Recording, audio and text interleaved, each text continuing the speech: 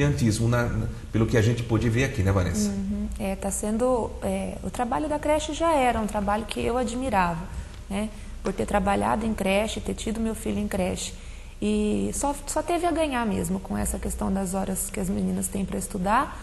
E a criança passa praticamente o dia todo na creche, né? Então, além dos cuidados de alimentação, de higiene que a gente tem que ter, tem que aproveitar esses momentos mesmo para estar desenvolvendo na criança várias atividades para que ela possa aprender também.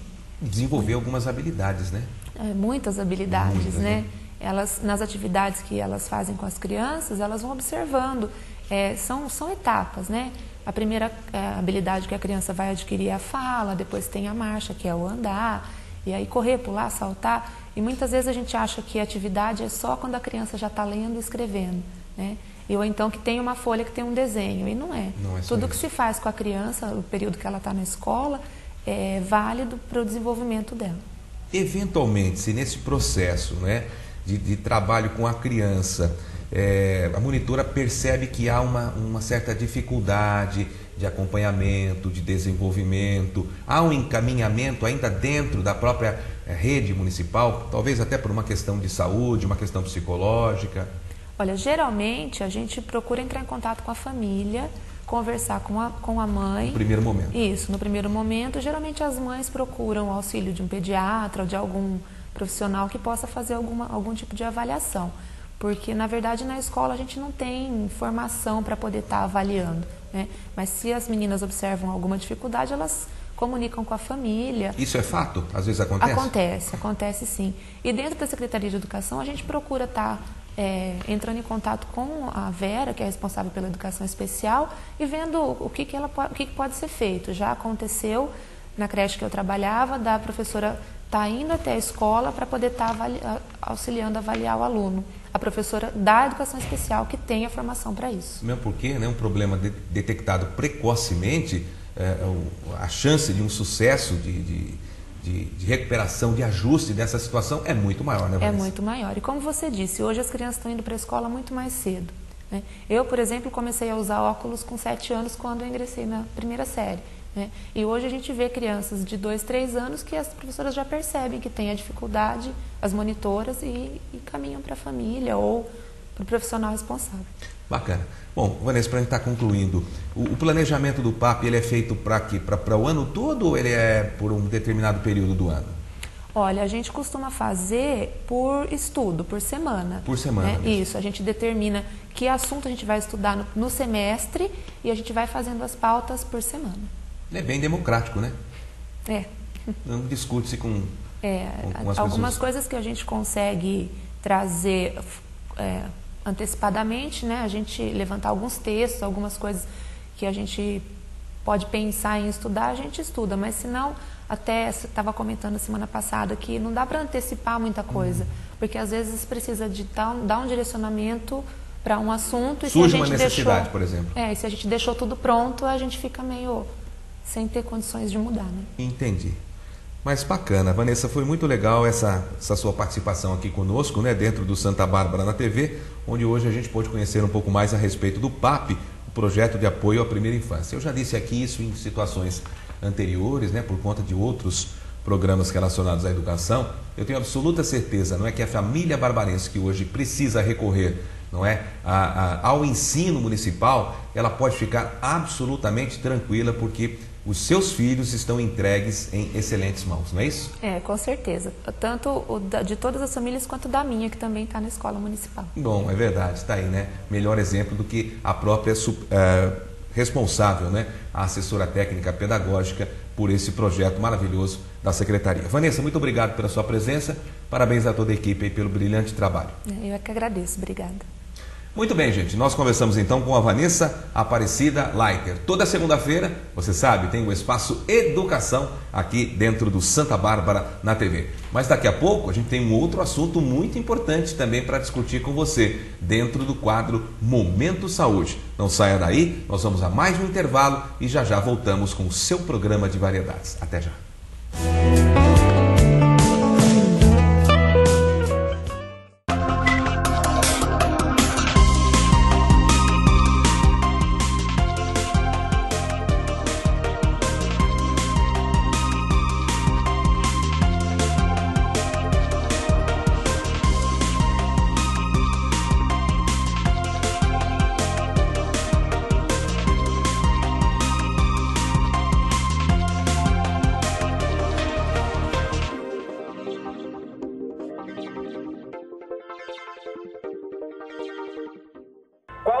vocês querem que eu liberte?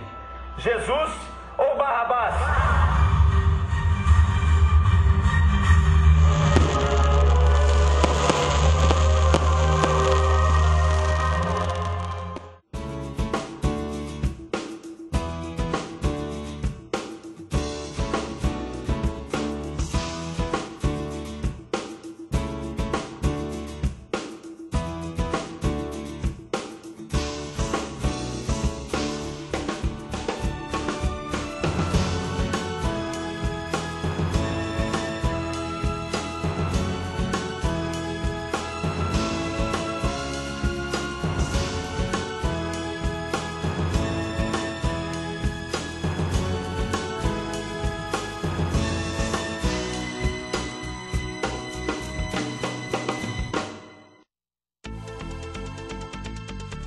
A região do 31 de Março e Jardim Icaraí conta com a nova ponte de concreto sobre o Ribeirão dos Toledos. Mais segurança, mais qualidade de vida para os moradores. Prefeitura de Santa Bárbara do Oeste, fazendo o que precisa ser feito.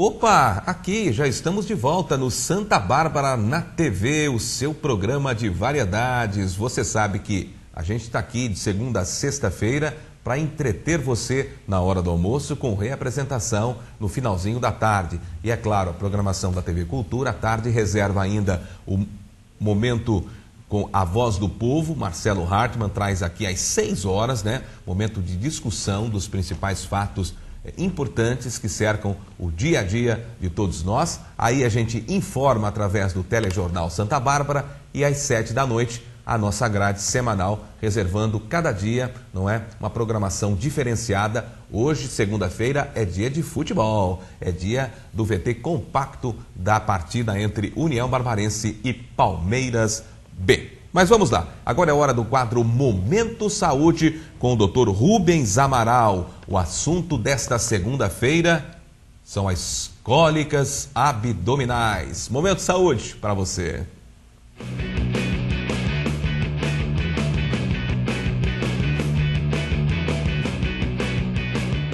Quantas mulheres que têm cólicas abdominais incríveis e ficam procurando médico para lá, médico para cá e os diagnósticos não conseguem ser feitos. Essas mulheres têm cólicas menstruais e irregularidades menstruais que elas ficam alucinadas. A época da menstruação é uma verdadeira tragédia na vida dessas mulheres, porque a dor é intensa.